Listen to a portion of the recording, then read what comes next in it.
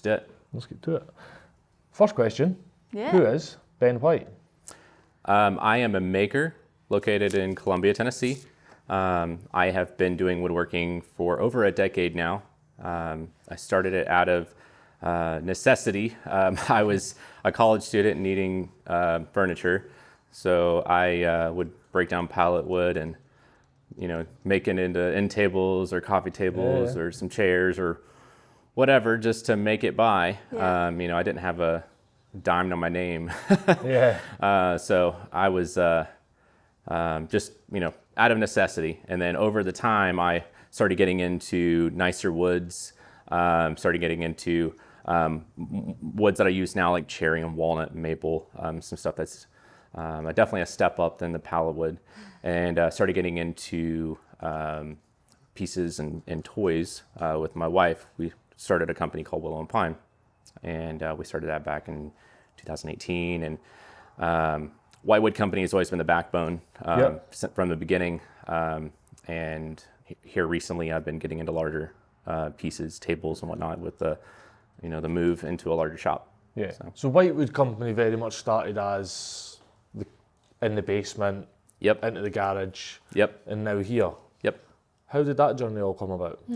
I started in Cookeville, Tennessee. I went to Tennessee Tech, and we were in Cookeville the other day. Yeah, it's cool. I loved it. It's a college town, so it's really boring on the weekends. Everyone leaves. Right. But I was there for, I don't know, probably like 3 years, and that was kind of the start of everything. I made, like I said, everything from reclaimed wood, and it was really difficult and challenging. I started making things inside an apartment. That was like the first thing that I made. I was like cutting things like out in the parking lot, screwing everything together with a little drill. And I only had like 2 little hand tools at the time. And I ended up moving in with a friend, and I used his crawl space. He had like a walk-in. It was a little over 5 feet tall. So it was like I had to duck.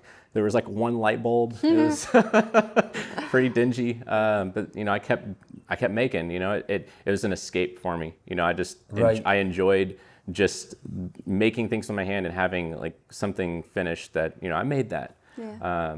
It's a good feeling. Yeah. Now I look back at this stuff, I'm like, I can't believe I made that. Yeah. Look how far I've come. Yeah. Look how far I've come. But then we ended up moving into a house, and I made a shed. And that was kind of like the first inkling of me like really wanting to do more than just like taking apart pallets and making things and being considered reclaimed. The big thing with woodworkers is you could just say anything's reclaimed if you mess up on it, or if it's not a perfect 45, it's rough. So we ended up moving down into Spring Hill, Columbia, and that's when we got our first garage, door, and I like claimed it right away. I was like, this is my space, and that's when I started acquiring tools that actually plug into the wall. I got my first planer, I got my first table saw. That's like the whole thing, and that was for about 5 or 6 years. I was in the garage, and I accumulated more and more tools, and my space got smaller, my workspace. So started realizing, I'm hitting my glass ceiling with what I can make. I'm kind of stuck at making cutting boards or, making, small pieces like the kids' toys. I'm wanting to do more. And so I decided to, this past January, I decided to take that leap of faith. It's like, I'm gonna have to pay more to go into a shop, but I felt like the long-term benefits from it outweigh my initial, scare of doing that. Good for you. Yeah. So, were you doing this full time, or did you? I'm doing it full time. Yeah. So April 1st last year, I left my corporate job. So you were doing another job. I was doing it on the side. I was always doing it on the side. Yeah. I worked in the restaurant industry for 10 years. And I immediately went to healthcare for 5 years after college. It was a huge blessing for us. And during those 5 years, I was kind of figuring out what I wanted to do long term, and this always came up. You know, it was a hobby, and everyone that I knew at the time, my family, they all kind of saw it as a hobby. But in my mind, I'm like, I want to do this. I want to pursue this. So how do I do that? So over those 5 years, I started buying the things that I needed. So I ended up leaving the job in April, and I mean, it was really scary. Yeah, it was to a be big honest. step to Yeah, do, you know. I knew I wanted to do it. It just, you know, it had to be the right time. Yeah. So Yeah, there is a bit of sensibility about that. You can't just jump into it. yeah. So when you started making them and making furniture in the car park out of necessity, Yeah. did you ever think for a minute you'd be here? No, I thought that, you know, I'll just make it for a while. You know, maybe I'll sell some pieces. You know, whenever I went to college, I always wanted to be an engineer. Right. And I went to Tennessee Tech, which Tennessee Tech is known for their engineering department. Right. And I'm like, I'm going to go do that. It was a few months before I ended up, you know, going to the college that I changed my major. I ended up changing it to business admin, which is like the basic business degree. Right, okay. So I kind of just stayed in that, you know, and I graduated with a business degree. But I'm just, you know, looking back on it, I don't think I would have ever have decided to do this full time. I thought at the time I would just, you know, kind of do business, you know, stay in the service industry and just keep this as my hobby. And what's your thoughts now, having a woodwork company, having had that business and engineering formal education? I wish I would have gone back and like actually completed the engineering, because I think I would have been in a different industry into woodworking. Right. You know, maybe I'd be more into construction, or maybe, you know, design or something along those lines. Okay. But you can't change the past, and the decisions that I have made have led me here. So I also think that business has played a huge part in my entrepreneurship. You know, the things that I've learned. Yeah, I think so. Yeah, it feels that way. You know, I think now college and degrees and universities aren't for everyone, but there's certainly things you can pull from it. Yeah. I just feel the only thing, certainly back home, maybe not so much here, the only thing is back home they're very much taught is you'll do this so you can go into working for someone else. Yep. Whereas if you can pull from it, which is why I was interested in, you know, had you seen this from the start? Because if you'd seen like, I want to do this from the start, to then go and do a business degree, feels like you would have got a lot from that. Yeah. However, doing a business degree first and then doing that, you maybe didn't put the same concentration into the business degree, you know? Yeah. I mean, there was definitely moments when I finished at Belmont in Nashville. I transferred and finished my last couple of years there. There was moments whenever I was at Belmont that I was thinking, okay, I'm also doing this cool woodworking thing on the side. Mm-hmm. Like, this could be a business. This could be something that I do. Yeah. But it just never really got much more than just, oh yeah, that's a cool dream, you know, or a cool thought, you know. Yeah. It wasn't until I got into my corporate job that I was like, I really don't. I like having a stable job, but like you were saying, I'm fueling someone else's dream, you know, and I just didn't want.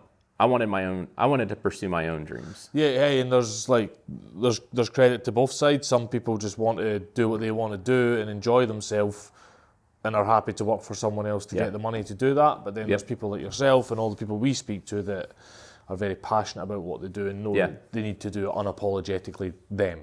I think it's people that are really creative and kind of think outside the box, or those are the people that want to do something. Yeah, you know. Yeah, 100%. And make it happen. Yeah. Like you have. Where did your creativity stem from?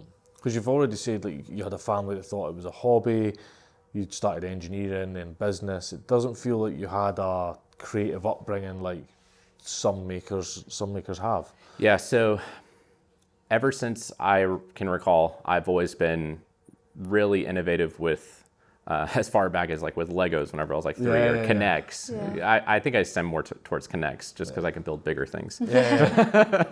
But I loved drawing. I loved just being like having a piece of paper and just creating something, you know, just pen and paper or crayons or, you know, whatever color pencils and just doing that. You know, I loved art class. I loved. Same. I love doing that, and that has nothing to do with woodworking now. But like that's kind of where like from what I can recall, where my creativity started. Right. I mean, I even recall, I can't remember how old I was. I think it was like 10. I participated in an art contest. I was living in Texas at the time. And I placed first place in the state of Texas for this art contest. Nice. And I got put in a calendar. Like, it was about aviation. It was so cool. I enjoyed that so much. And then, there was other contests and things that I, participated in. It just kind of fueled that, like, it was fun. Like, you'd have that end result, of just, I did this, I made this. And there's my working account. Yeah, exactly. That's cool. And then it just made it like that much better when it's like you're doing it and like you get something from it. Like you get a blue ribbon or like, it's just gold star. It's just so much fun. Yeah. Some other aspects, I was in Boy Scouts. I don't know how big scouting is. So Cub Scouting, they have the Pinewood Derby. Right. And you would create your own cars and race them on a track. Like I went through Boy Scouts from early days in Cub Scouting all the way through Eagle. And Cub Scouting, like that was a fuel because like there were so many things that like our little pack would do that would just fuel my creativity. Yeah. And it was going on summer camps and all sorts of stuff. And we were just, I don't know, doing a bunch of stuff, making things. So it just, my childhood was just filled with creativity moments and things that have definitely been like the foundation for where I'm at now. Yeah. And you mentioned Texas there. So were you born and bred Texas and then moved to Tennessee? How did that move all happen? So I was born in Dallas and moved to Knoxville in 2004, and then lived here ever since. I've kind of traveled throughout the state, obviously. Yeah. My family, my dad took a job out in Knoxville. And, right. So you moved with the family into Knoxville. And then when I graduated high school, my dad took another job in Illinois, in Chicago, and then they ended up moving back to Texas. Yeah. So like I'm kind of just out here. Yeah. But it's been great. Like, we talk about it a lot. Like, where would my life be if I just stayed, if I just followed, instead of pursuing, something different, Yeah, I think everyone needs to find something to pursue. I don't really care what it is, just find something and pursue it, because you'll be pretty happy if you find the thing. And I know, like, I know my parents they regret it, they feel like leaving me out here all by myself, but honestly, it was like the best thing for me.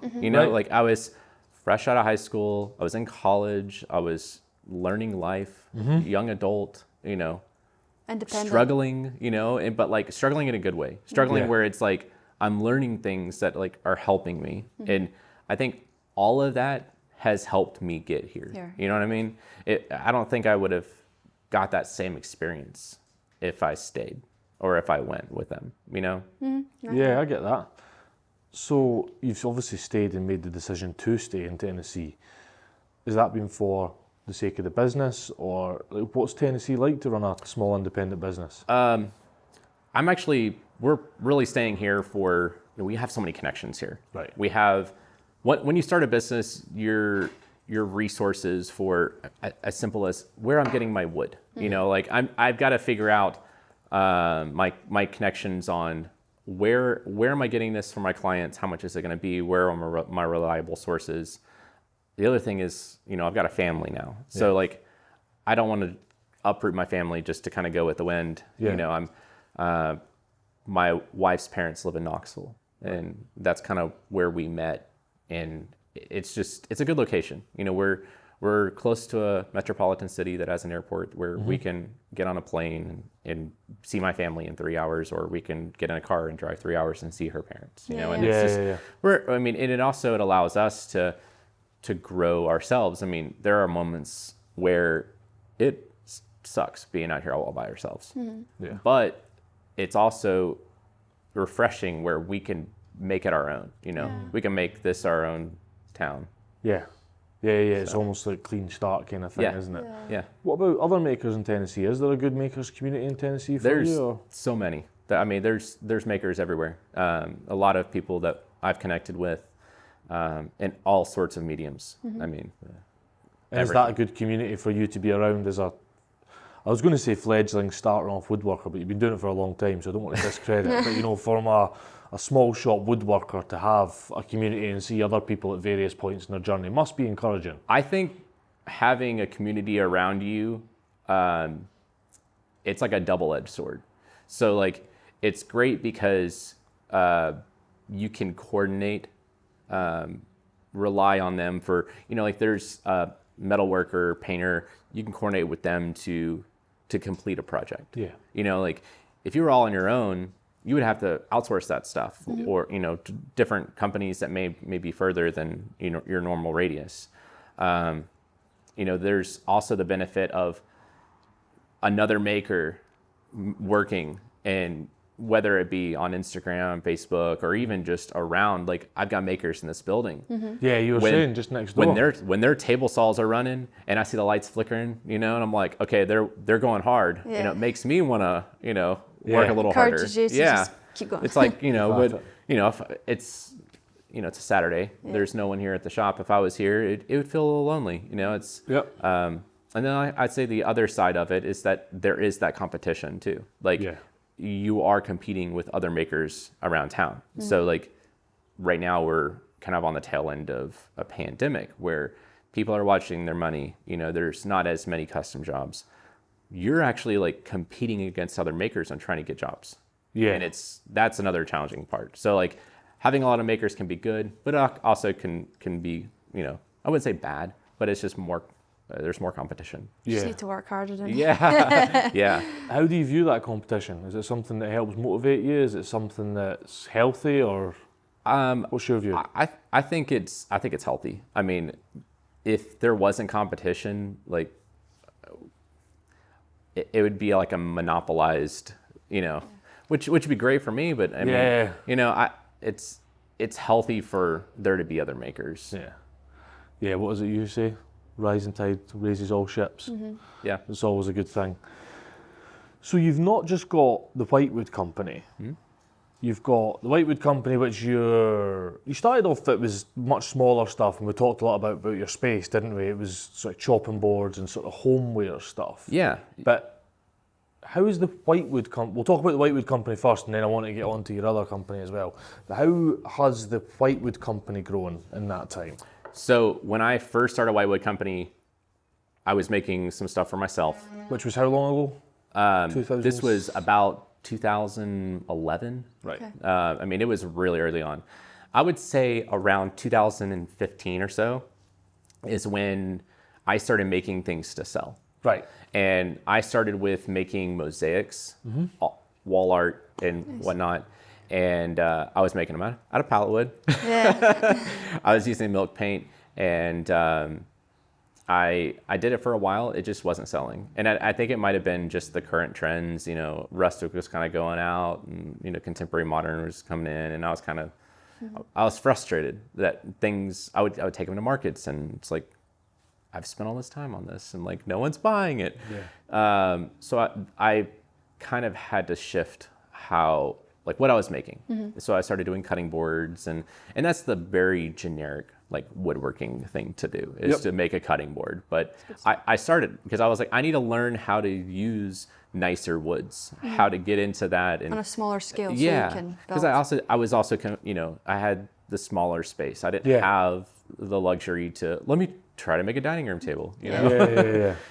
So, and I didn't really have the tons of money to just make something to sell it. So just making smaller things, and then just kind of working my way up. You know, I started taking those to, you know, a market and trying to sell them on Etsy, and things they still weren't working out. So I was like, okay, I haven't hit the algorithm with Etsy. You know, we weren't quite doing it. So my wife and I were talking, and, you know, we were having our child, and it was just one of those things that we realized that there was a need for toys, like Montessori toys. She was already a Montessori teacher, and she's been doing that for, oh man, close to like 10, 11 years now. Right, okay, so you had a real inside look. So like Yeah. she like saw the need because she was in the classroom, and then we were like, okay, we're having a child. We see all these things that, you know, is Montessori from like infant, and we want them, but we didn't have a ton of money to spend. So let's just try to make them. We made a few, and then we had people, can you make me one? Can you make me one? Right. And that's how that took off. So fast forward, you know, 3 or 4 years, and we're almost at 7,000 sales on Etsy. We've definitely like hit that algorithm, especially over COVID. I mean, when everybody had, you know, seemed like extra funds, and everybody was at home shopping. And about homeschooling, and all that stuff, And so, I mean, it was booming. And then towards like the tail end, like this past year, we kind of saw another shift. Like, you know, people weren't really as interested as much with like some of the things that we've been making. And I also was in the season of, I want to make bigger things. So it was like, it all kind of played out like right timing with everything. So, I mean, it kind of, you know, I've shifted into this, and I'm shifting into larger things with Whitewood Company, which is what I've wanted. I've just never had the space. And then I'm still doing Willow and Pine. It's not like I'm just kind of narrowing down, what are we specializing in? Like, what are our niche items that are our Willow and Pine exclusives, where like you can only find it through us. You know, we're the only ones making this thing. We created it. This is our baby. And we're kind of leaning in on that. Right. Because like before, when we started Willow and Pine, it was kind of like, we'll make everything under the sun. Yeah. Like, this is great. Let's make it all. But we realized that we spread ourselves too thin.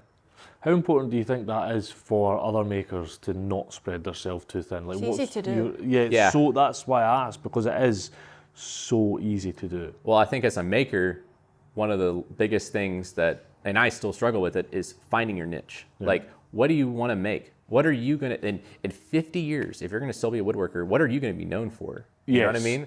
That's a great way to look at it, But as a maker in the beginning, you're doing everything. Like, you're just like, yeah, I'll make cutting boards. Yeah, you need a dining room table set. Like, I'll make that. Yeah, you need me to make a crib? Sure, I'll make a crib. Like, you're just kind of making anything, because for one, like, you probably have the tools. You probably need the money. You know, if you're just jumping into full-time life, you'll take whatever, especially right now. I mean, like, taking whatever can come. But I mean, the other thing is, take a lot of different things to figure out kind of what you are good at and what you enjoy. Yeah. I mean, that's what I've learned. Is like, if I don't enjoy making it, I quit making it. Yeah. You know, I think that's a healthy attitude to have, because you are going to be doing this for many, many years. Yeah. So why would you keep making the things you don't? And the other thing is, it's not going to be of the same quality, is it? Yeah. If you don't enjoy making something, you're not going to make it to the same quality as you would your other stuff, which I think is really important. So what does the range look like now? It's more custom built-in stuff from what I'm seeing you're doing. Big tables, you know, some boot room stuff. It's all very maybe traditional carpentry stuff, isn't it? Specialist, but traditional, Yeah, so I'm kind of in this weird space where I really enjoy business to business. Okay. Like, I like making things for local businesses, whether that be tables. Like, I've coordinated with some coffee shops around town, and I've made tables for them.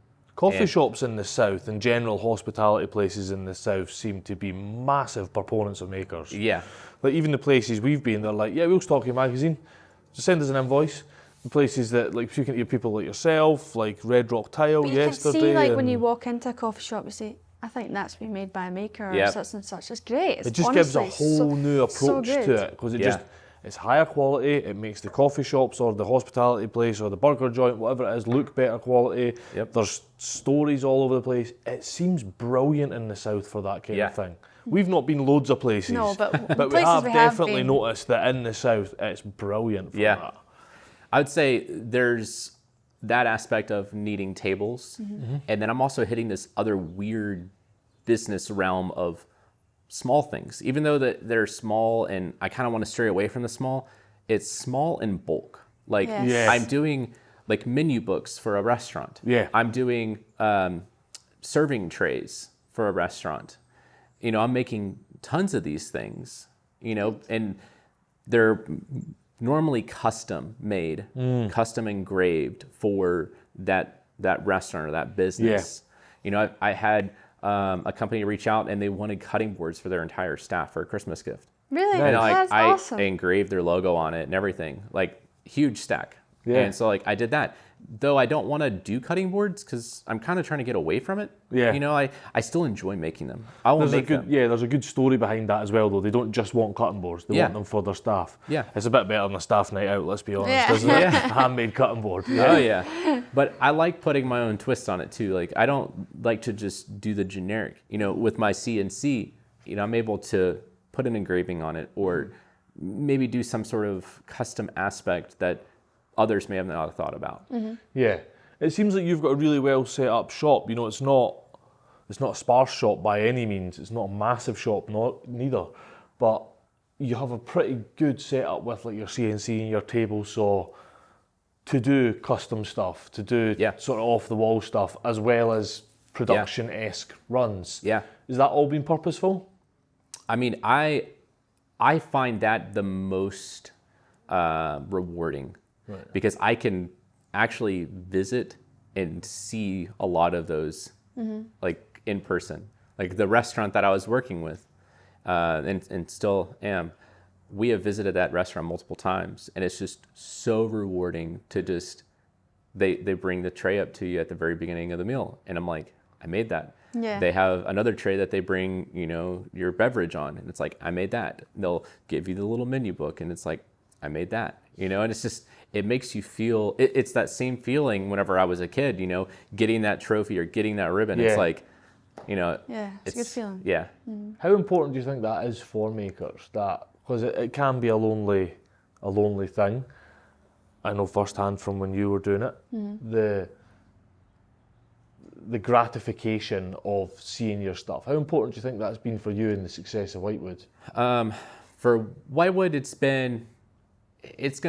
I would say it's been a different aspect than Willow and Pine. Right. You know, I don't get reviews per se. You know, I've just started a website and we're, you know, trying to get things built out where I can start collecting that kind of stuff. But, you know, a lot of these things I'll build them and I don't see them again. Yeah. You know, I'll build a table and I'm like, I hope it's still a table. Yeah. like, you know, a year or two, I'm like, I hope it looks as good as I made it. Yeah. So it's like that part of Willow or Whitewood Company, it's like, it's not super rewarding because I don't know. It's like an unknown. You know, I go to bed at night. I think that's what I'm saying with a lot of people. Like, it's quite hard to get feedback, but sometimes that's good. Yeah. No feedback's good feedback sometimes. Yeah. But that's also the hard side, isn't it? Because you're getting no feedback and you're constantly wondering. But then Willow and Pine is the other extreme. It's like we're like on pins and needles waiting for a review because Etsy will push like, hey, review this item. Yeah. Right. And we'll get, you know, I would say like 1 or 2% of our total orders will get it like under 5-star.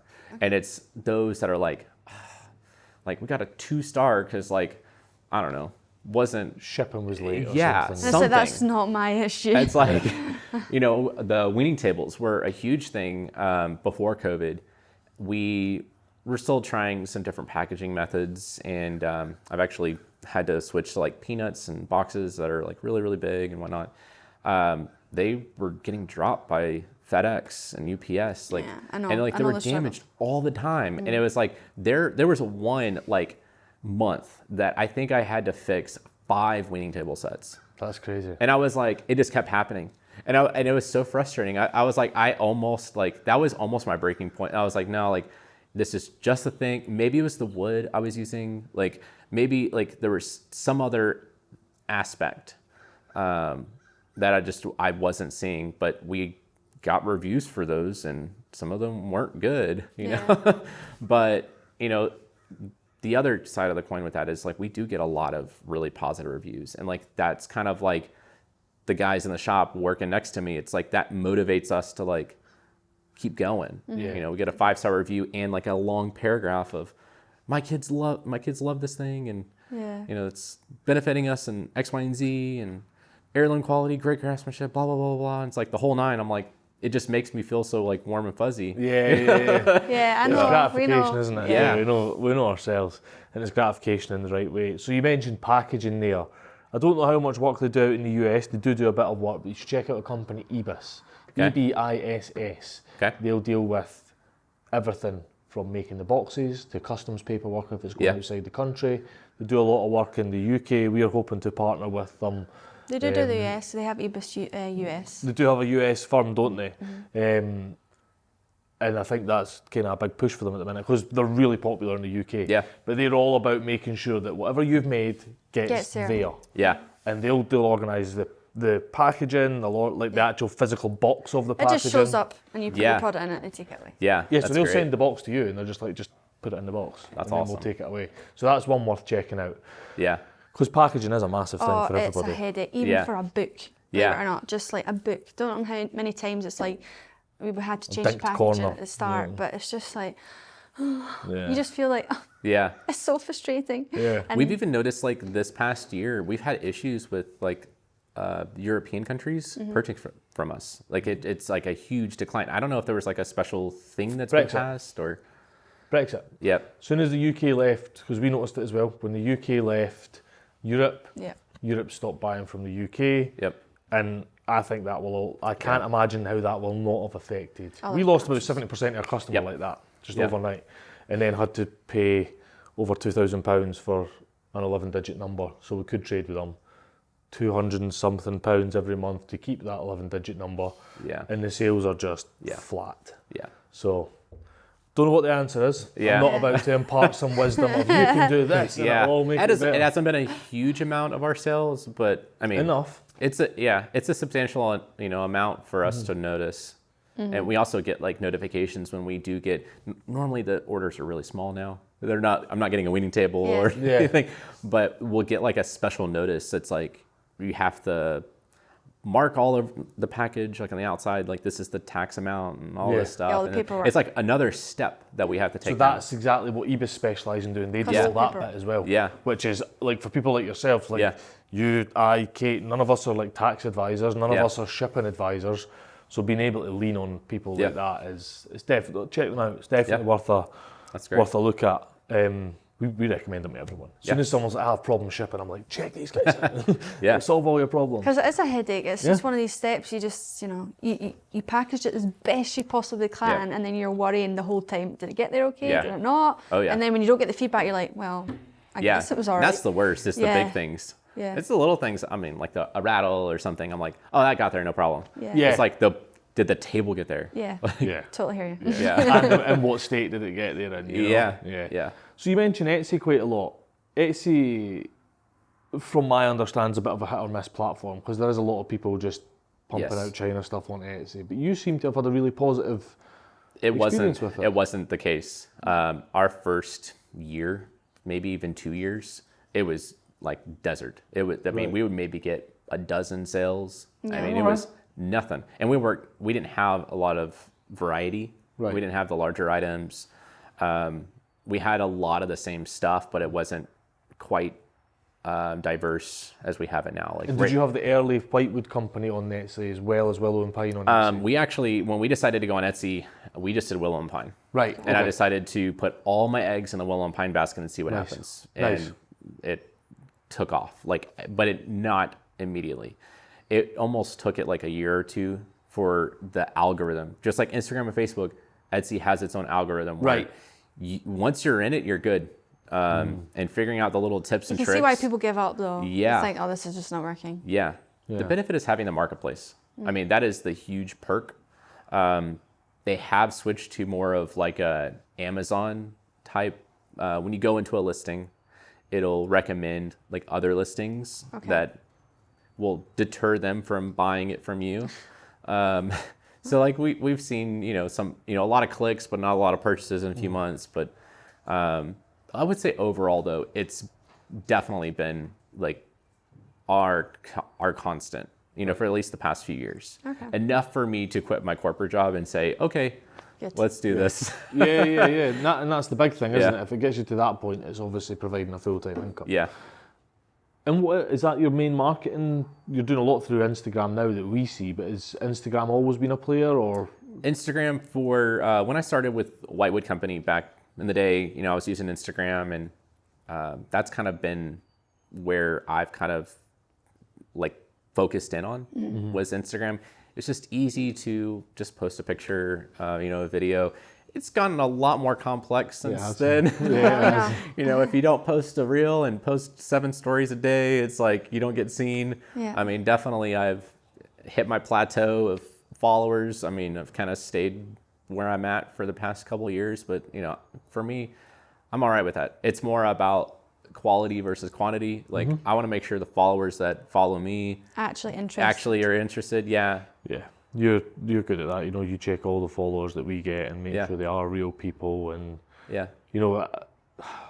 we looked into, it's quite interesting actually, we looked into affiliate marketing and like influencer marketing through one of the social media gurus that we had on to help us sort of market things, and they'd pulled up this program that showed some big follower people, but then when you look at their actual engagement, it was nothing. Like the followers aren't real world. Like anyone listening to this, like if you're looking to push out to people to portray your brand and throw your products out to the masses, like follower count isn't everything.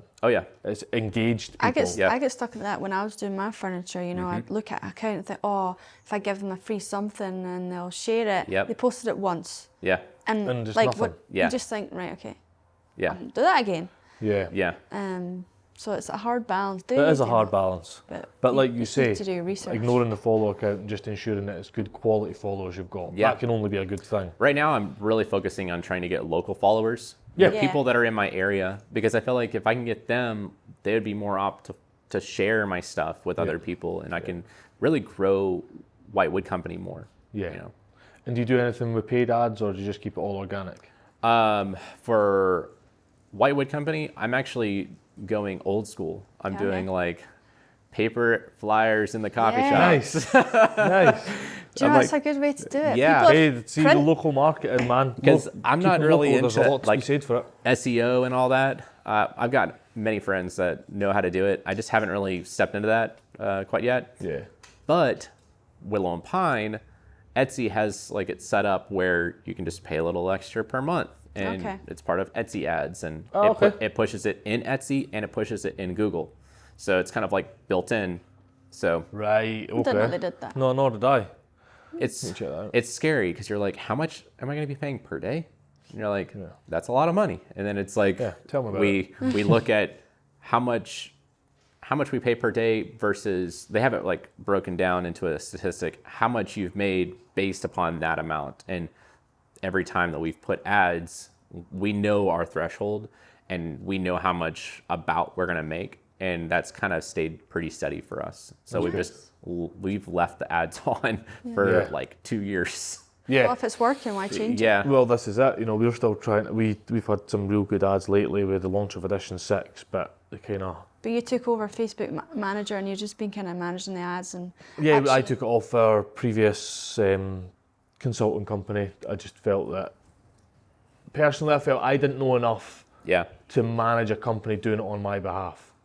It's like they could just, and I don't believe they were, but they could have just been feeding me rubbish. And I wouldn't have known the difference. So I took it on.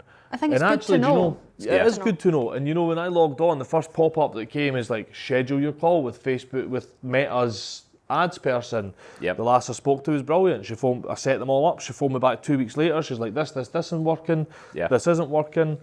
And then I think I've got a call when we get back as well. You get like a call every month with you, 3 calls a quarter to go over them. It's really good. Impressed. And if it wasn't for do the that ads, for yourself, even if it's just local. Because local advertising. So they through COVID, I get itchy feet and I'm real bored. I get real bored and real frustrating, and I'm probably a nightmare for my wife when I'm like that. So I think it was like 2 days into COVID, Kate's like, used to be a bike mechanic, so Kate's like, you're going out and doing something. You set up a Facebook page. As a bicycle mechanic, everyone was out cycling in COVID, weren't they? And it was like £5 a day or something like that in like a 40-kilometre radius.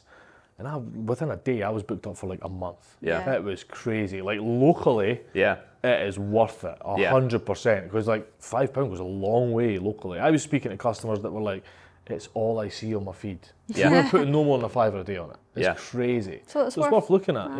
Yeah.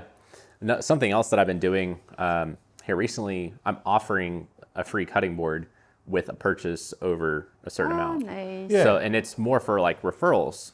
So somebody may not need, a built-in or a dining room table, but they know a friend that's been talking about it for months and years. Refer me to them, and they get a cutting board.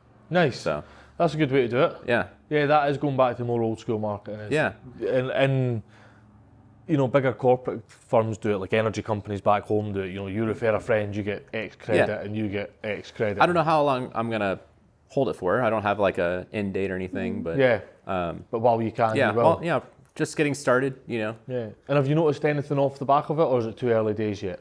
I'm sorry? Have you noticed anything off of the cutting board, or is it too early days? It's too early. I've really only had, since this video, about 2 or 3 weeks. Right. Okay. And I've been like heavily putting that like anywhere that I know that there's going to be high traffic. Right. So. Right. A lot of coffee shops. Yeah. Quite. So, what will you do with Willow and Pine when you move more into the bigger built-in stuff? Because that's going to be very time intensive for you as a maker, and it feels like it's going to be less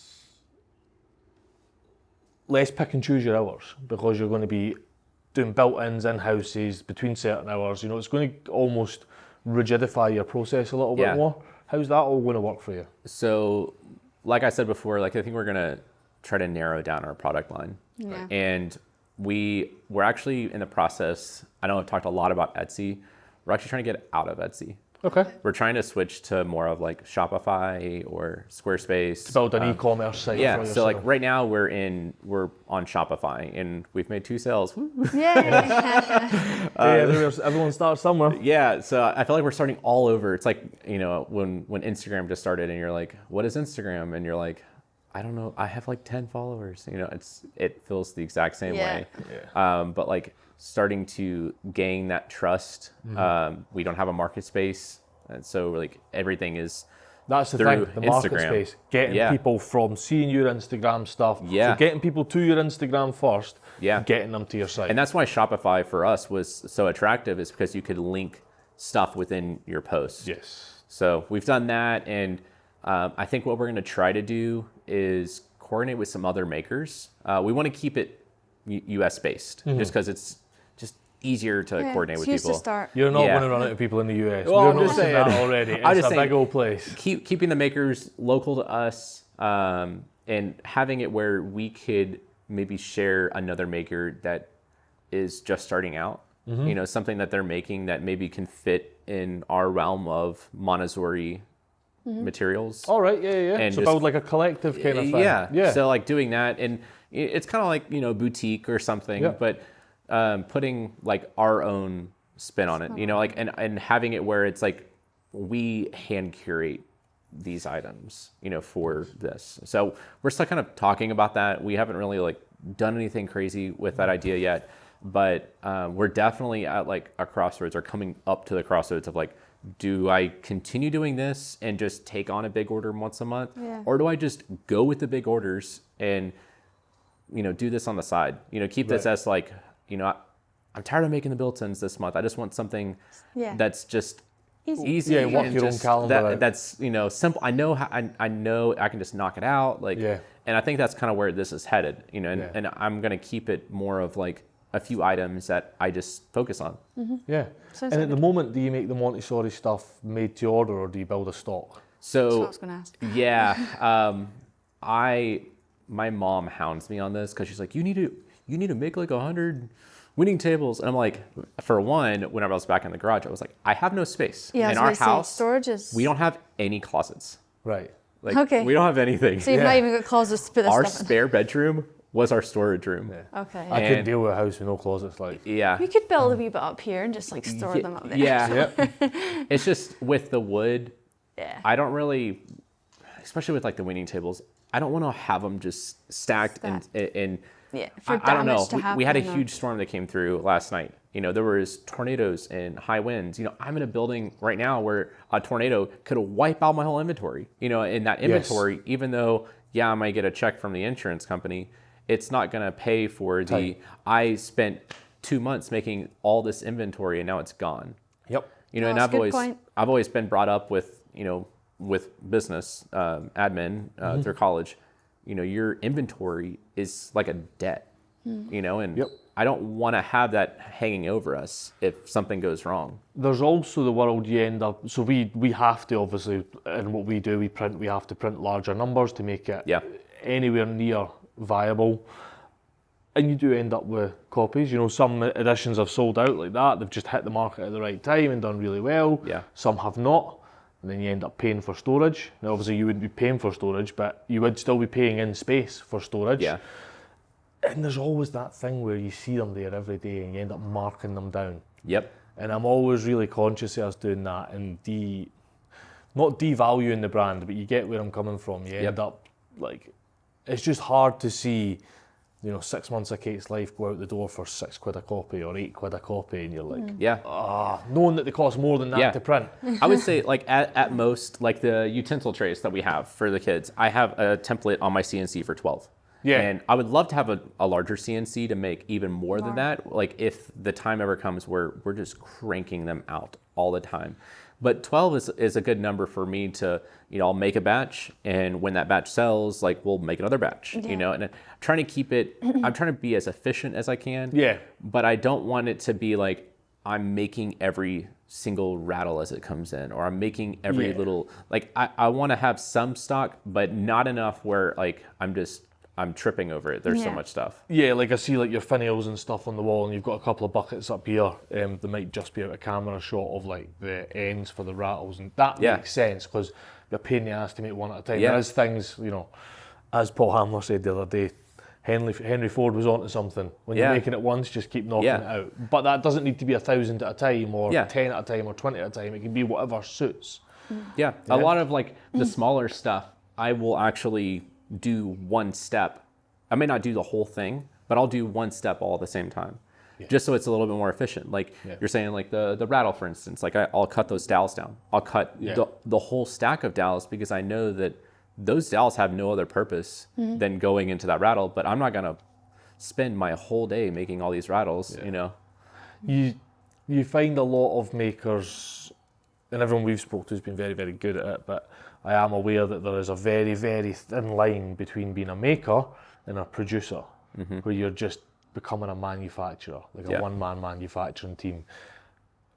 And I'd hate to think anyone loses the love for making because they are just spending time just manufacturing. So it seems like what you've got is a pretty good balance. Yeah, I'd say so. Yeah? Yeah, I mean, I don't want to get so far in the weeds as I come here and it's I'm punching a clock and I'm just... punching your own time card so you can, all right, can shout at yourself later in the month for being a minute late. Yep, I've got 100 of these things to make today. I you kind of lose the enjoyment of it if you're doing it that way. But it's super stressful if it's the other way. Got an order coming in and just making them as you go. So we're kind of trying to be in the middle. How important do you think that balance is to you doing this for a long time? Finding that balance, and do you think you've found that balance yet? See, I just don't know right now how long Willow and Pine is gonna be. We did it when we needed it, kind of I'm doing Whitewood Company because I needed it back in the day. Now it's turned into something. As far as the longevity of how this is all gonna balance out, I mean, I really have no idea. I mean, my hope is that there is something bigger and greater for me that, with woodworking that takes me even further than where I'm at now. But I just don't know what that is and where I'm going to be, where I'm going to end up. And what would you do with Willow and Pine? Would you just close it up, or is there an opportunity for you to package it up, lock, stock and barrel, sell the designs, sell the equipment, anything like that? Is that something that you've thought about? We really haven't gone down that road yet. Yeah. I mean, it'd be a shame to see them stop. Yeah. The lovely pieces that you've got. Yeah. I mean, a lot of it is, like we talked about earlier, my CNC, a lot of it is designs that I've created that, spent time on the front end. Yeah. You know, we have toyed around with the idea of me selling CNC plans and doing that. Yep. So that might be a way to do it. Yeah, we'll see. I mean, yeah. I'm going to stop this. Simple as that. And we're live again. So that was the sort of methodology between Willow and Pine, how you're making stuff for that. But how about this new phase of Whitewood Company? Yeah. How does that all work for you? So I'm in the very early stages of kind of, it's like almost like a rebrand. I redid my logo. I, have a new space. I'm promoting myself differently than I had before. It's really a little too early to say, but I'm getting into larger projects, and I have found a lot of enjoyment out of them. There's a lot of business to business. Yeah, you were saying, yeah. I've really enjoyed. There's a local farm that they have a farm store, and that was a recent project that I did. Nice. It had an inlaid, Padook. Nice.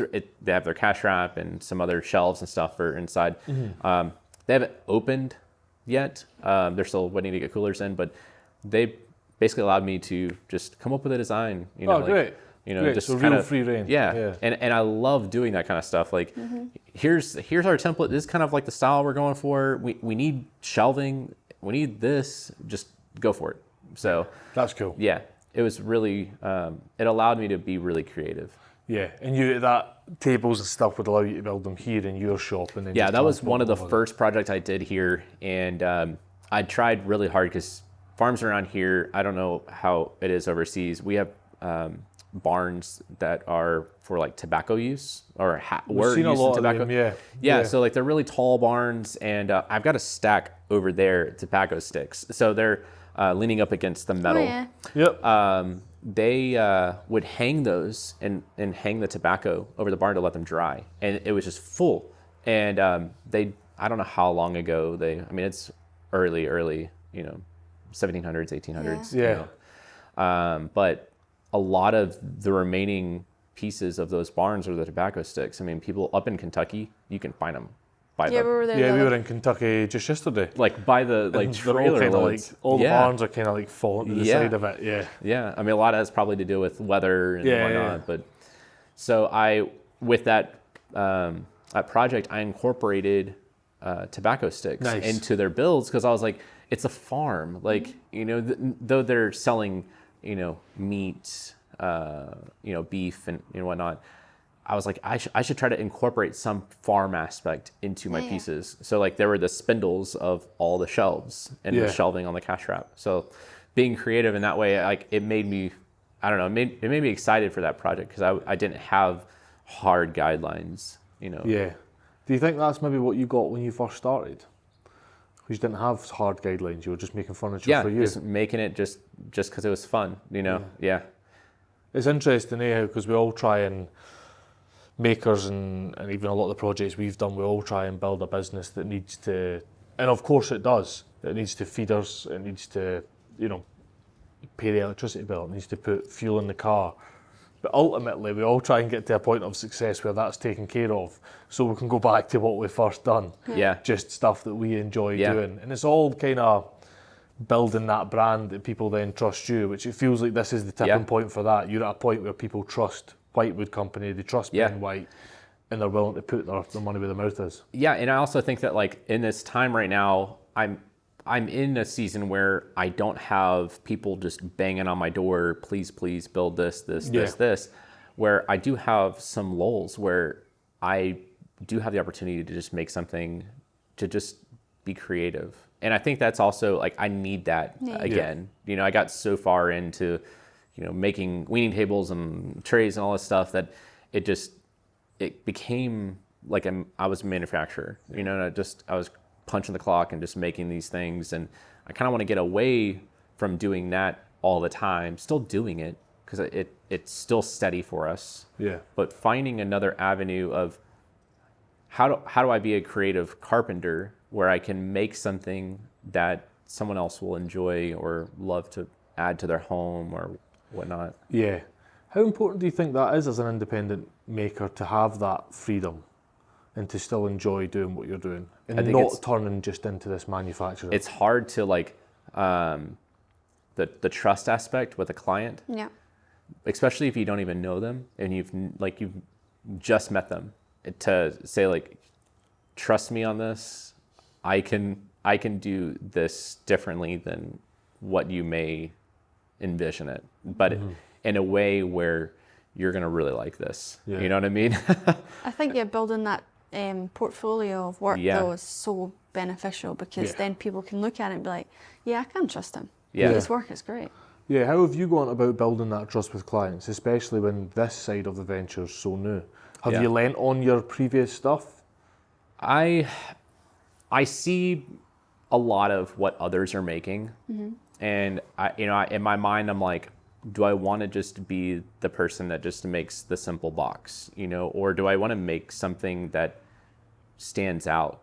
And whenever I'm approaching a client, I don't come off too heavy with it, but I'm like, what if we added something that is just a little bit extra? It may not need a pop per se, but just like, I want to add something that is not in the normal, like that's thinking outside of that box. Out of the box, yeah. I think that's important. And it seems like the clients that you've found appreciate that. Yeah. How important do you think it is to finding the right clients? It's very easy to need the money and just take any clients. Yeah. But what about the short and long term of finding the right clients and maybe holding out for the right client? Because that can be quite difficult. Yeah, I would say like right now, really any client that's coming, really highly need to consider taking that project. But it's just, I think if you take the projects that you're not wanting to do, maybe even, cutting your prices where you're really not making anything on it and you're cutting yourself short, it's going to hurt you, because, I've always been told that if you're going to make cutting boards, or if you're going to make cornhole boards, the little, games, the stat games that you throw. People make those all the time. It's like, if you're going to they're really popular here, aren't they? If you're going to make those things, you're going to make those things. If you promote it on Instagram, you're going to promote a cutting board on Instagram. That's all you're going to promote. You're going to be known as the cutting board person. Yep. If you're going to promote cornhole boards, you're going to make cornhole boards. If you're going to, whatever you're going to promote, that's who you are. Right. So if you're going to be taking all of these random jobs and they're kind of just everywhere, it's kind of hard for a client to know what you're capable of. Yeah, what you're capable of. Yeah. Because you're almost spreading yourself too thin, aren't you? You're just doing too much. It goes back to your brand too. Like, I say that I wanted to create that custom piece for that farm store with the tobacco sticks. Yeah. Really, I'm trying really hard to get away from barnwood and rustic. Yeah. But that was special for that client. Yeah. So it was the right fit for that person. It was the right fit. Yeah. But I'm not gonna push. I've got these really nice pieces of barnwood that came off of. I want to incorporate it into. It doesn't fit. Yeah, if it fits, isn't it? And it's about. But I'm also going to get the clientele that likes that. But as of right now, like, that stuff really isn't in style. You kind of have to be mindful of what is in style and what a client wants. And styles change more often than you'd like. Yeah. I feel. Yeah. You talked a lot about like the sort of community around Tennessee and other makers and other woodworkers. What's your view on collaborations with them, or even with the people out with woodworking? I think collaboration is highly needed. I mean, as of right now, I am thankful that I am in the space that I'm in, because right across from me, there's a painter. Like, I don't know.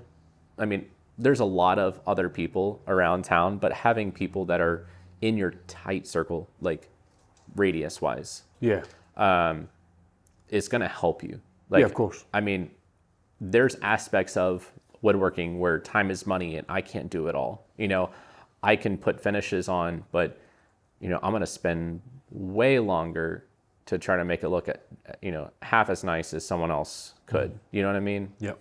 So just picking and choosing what I specialize in, what I'm good at, and then finding someone in your local area, or in my case, across the alleyway, to just, wheel off my, my pieces to finish. Yeah. So was that hard for you to come to terms with?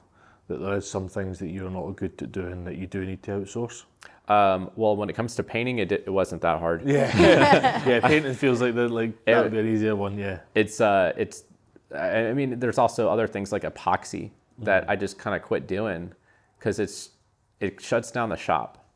Because you can't do anything. Yeah. So whenever I'm like working on something, you know, I've got a air filtration in the shop, and there's days where when the sun peaks down, I can see the dust flying in the air. Yeah. And before, I wouldn't think of it. You know, I would make something and I would spray it. I would put a nice, you know, white coat of paint all over my nice brand new cabinet, and then I would go and cut a cutting board or something.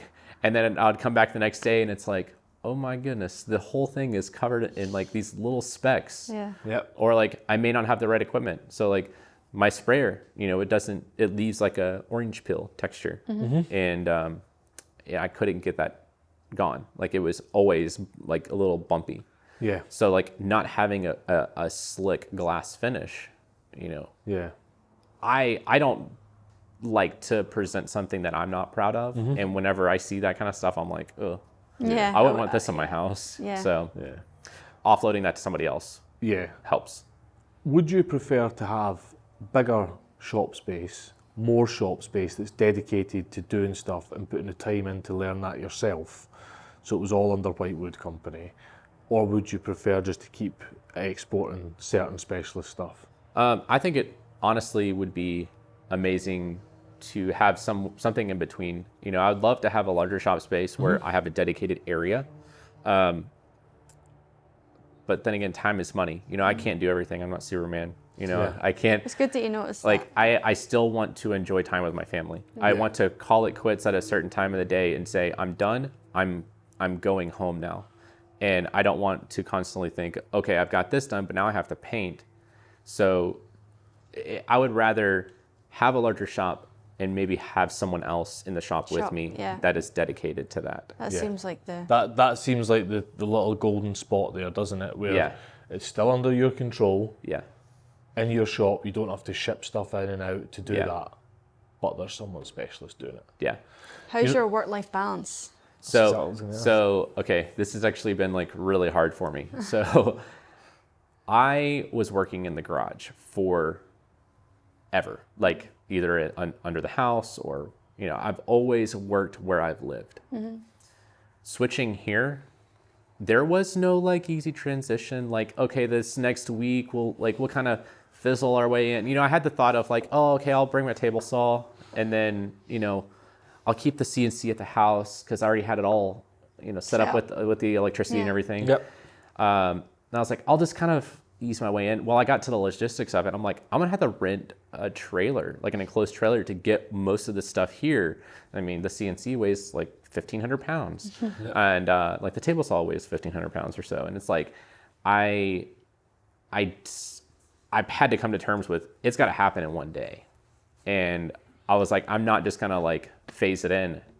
That first day was the hardest day because it's like, I don't have the luxury to go upstairs and go have a sandwich, or you know, my wife and my son get home at around noon during school days, and it's like I don't have the luxury to go up and, you know, greet them when they get home. You know, or he wants to go throw a ball in the backyard or something. It's like I don't have that luxury anymore. You know, like but the other side of it, like I'm self-employed, I can make my own hours. But it's like I am 30 minutes away now. So like work-life balance, I have dedicated time to work, dedicated time to family. And we're still working through some of the kinks, you know. It's still transition, you know. I'm still working some weekends or working a little bit later, but overall, like before I would find myself after dinner, you know, going down and working 8 to 2 o'clock in the morning or something, you know, like just really getting in the extra. Why not?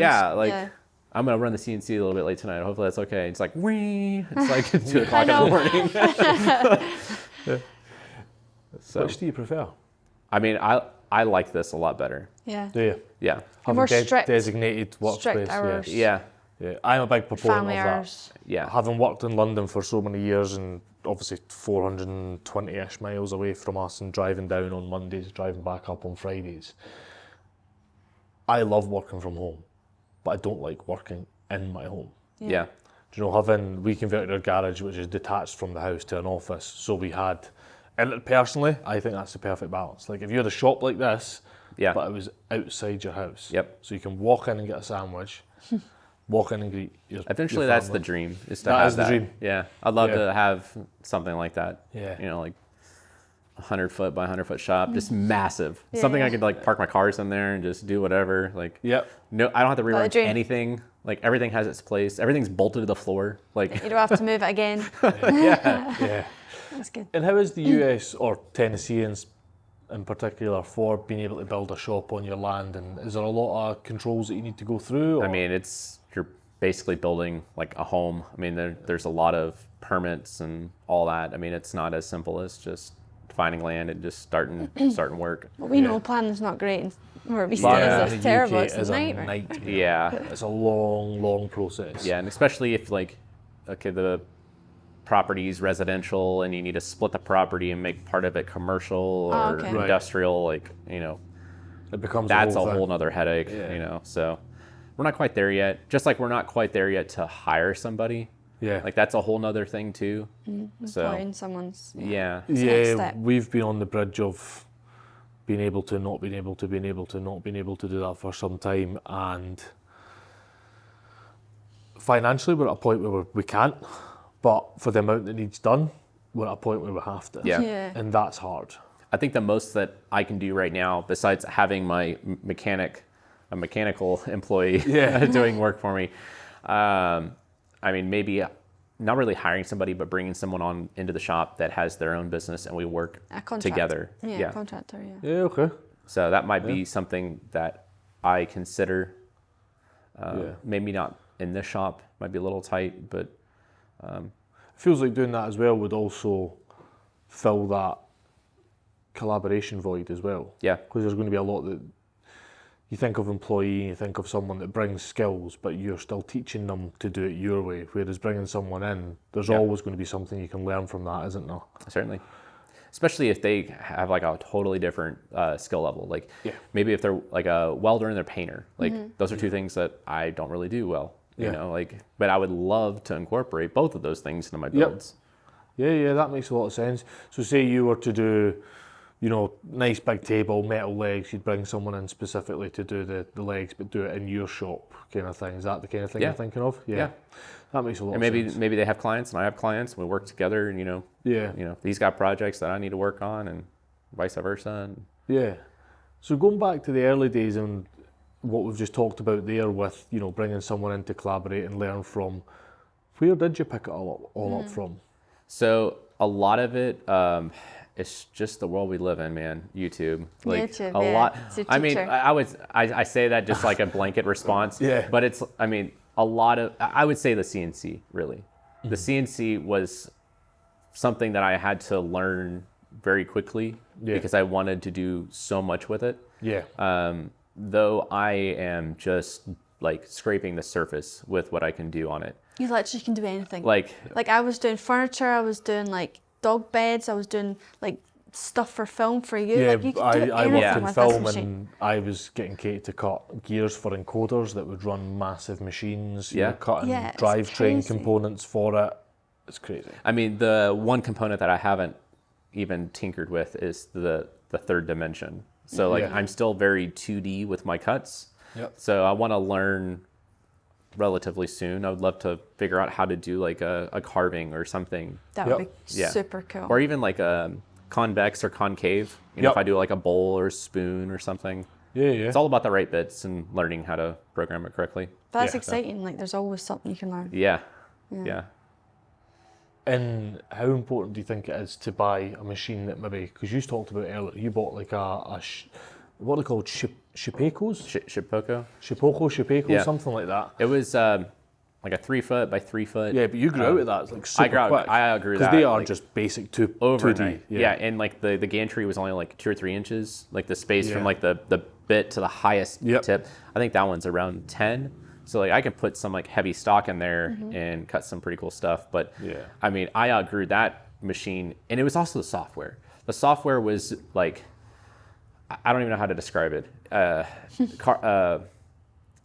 can't remember the name of it. Anyways, their software, you didn't really have much to do. Like you were just creating shapes and cutting. Like you would maybe trace a design and cut it. It's more a profiling machine, isn't it, than it's cutting shapes out rather than, It was just, it felt like, okay, it was enough to get the basics. And then with this, and I have Vectric software, which allows you to do like 3-dimensional cuts and allows you to like go into the nitty-gritty details of like how fast things are moving and allowing you to like, drop your pass, like ease it in instead of just it cutting straight in. I mean, like little things like that just stepped up the quality and also stepped up my time and allowed me to trust it too. I mean, there was a lot of times I would cut stuff on the Shipoko, I would walk away, and next thing I know, the piece is flying off and hitting the wall, and I'm like, it's just frustrating because it's just not built for industrial use. Yeah. Do you wish you'd skipped the Shipoko and just went straight for a bigger machine from the start? I don't think I would have been as excited to get something like this. Yeah, or as confident to use it. I think I needed to start, just like you wouldn't get a nice car, I guess some people would, but you wouldn't get the nicest car when you were 16. You have to learn how to start out with these things. And maybe that's not the case for people that are jumping into CNC woodworking. Maybe they'll learn it from classes and then they'll jump in. I needed that though. I needed a machine that I can just beat up. It's a good ruin it for ruin it. Because it wasn't that much too, comparatively speaking. I mean, it's a good way to look at it though, isn't it? Because we all get caught up on, I need the best thing, I need this, I need the best thing now. I need the best thing now. I don't want to waste money on that. But like you just said, like your first machine you're going to beat up on. So your first set of tools you're going to beat up on them. You're always going to get better tools as you progress, aren't you? Yeah, and the ones that you think are the best of the best, the creme de la creme that you buy, they're not going to do you, and you're going to outgrow them. No matter what you buy, you're going to outgrow them. Or technology is going to advance. That's a real thing, especially at the moment. It advances like nothing, It's crazy. Yeah. So what do you see the future? We've talked a little bit about it, but what do you really see the sort of 5 and 10 year game plan of all this being? I think 5-year, I would love to continue doing larger pieces. I want to have more business relationships. Right. I want to be more known around town as the guy that does the stuff, like the go-to guy. I want to be the guy, and I mean that kind of goes into my tenure too. I mean, like it's just continuing. I look back 10 years and I was making stuff out of just pieces of scrap wood, and I just look how far you've come in those 10 years. Like I just don't know. Like I can't really picture 10 years quite yet, but I would say an escalated 5-year plan. Good. Amazing. I always forget to ask people this, and I do always put it in the show notes, but where do people find out about you? Certainly. From your socials, all that jazz. There's a lot of places to find us. So Instagram is one. That's where we're normally at. Whitewood Company and Willow and Pine of TN. We've had to make it that. There's a lot of Willow and Pines out there. Yeah. Same thing with our Etsy. Etsy is Willow Pine TN. Okay. So we had to make sure and text us all these so we can put it in the show notes. Yeah. I'll send all that to you guys. And then whitewoodcompany.net is my website. You can find kind of like a catalog of what I've done. I have it for residential, commercial, and then just like creative, like CNC stuff. Okay. Because that's also another thing that I'd love to kind of continue doing is I would love to get closer with businesses to make that creative piece. Like I can't tell you how many things that, I have made that I'm like, I would have thought a woodworker. Yeah, so more people that have the design down and want to make something, and you would facilitate the actual making of it. That's a good move. Yeah. I think that's a good move. Whether that be like an installation piece too. Like it may not have to be like CNC, but just something that's just outside of the box. Like I want to do more of that kind of stuff. Yeah, you get a lot of people that are really good at that, people that can't make, that can design stuff. Because I struggle with it. Like I struggle to design, so I do a bit of work for like a motorbike company and lots of work in film, and I struggle. all my work's about designing stuff to be manufactured. So when someone wants to be a bit more off the wall, I can't help but think about when I'm drawing that part and designing that part, how am I going to make it? Yeah. And actually, sometimes you just want someone that has no idea how to make it. So they're like, well, I want this. Yeah. And then your initial reactions are, God, I need to make that. But the real reaction is that's quite nice and challenging for you, isn't it? Yeah. Yeah. That's good. Kate? Well, my last question is, okay, what advice would you give your younger self? My younger self? Man. I would say like don't give up. I don't know. It's a hard question. It is very hard. Mm-hmm. But you sometimes get some really good answers. Yeah. I think that I didn't have a clear vision of where I wanted to be. And like, I would, if I could just like give myself some sort of glimpse of like, this is the path, like learn a little bit in this area to like help you a little bit more where I'm at now. Mm-hmm. Like learn a little bit more about like CAD software to help me with like the CNC or like, you know, like more knowledge base for me. Like if I can go back, I would, I don't know, give myself a playbook of like, this is not the full everything that's going to happen. You know, you may choose, you know, things may happen. We've all seen like multiverse movies. Yeah. Maybe going back in time, like Back to the Future. Hello to your friends. You know, I changed this and I, you know, I'm in a different state or something. But I just, I would give myself some sort of like, whether it be like a physical or mental playbook of like, these are the things that you are going to enjoy and hone in on in a few years. Like, concentrate more on this. Concentrate more on this and like less of this stuff, you know? Yeah. Good. Love it. Good advice. Yeah, thanks so much for your time. It was really interesting to find out about both sides of your business and where it's going. And I look forward to keeping up to date with everything. Yeah, well, and do send us stuff as things progress. Keep sending us it. We'll always push it out there. Well, thank you guys for coming over and hanging out. Yeah, it's been It's been great. Cheers. Thank Let's wrap it up at that.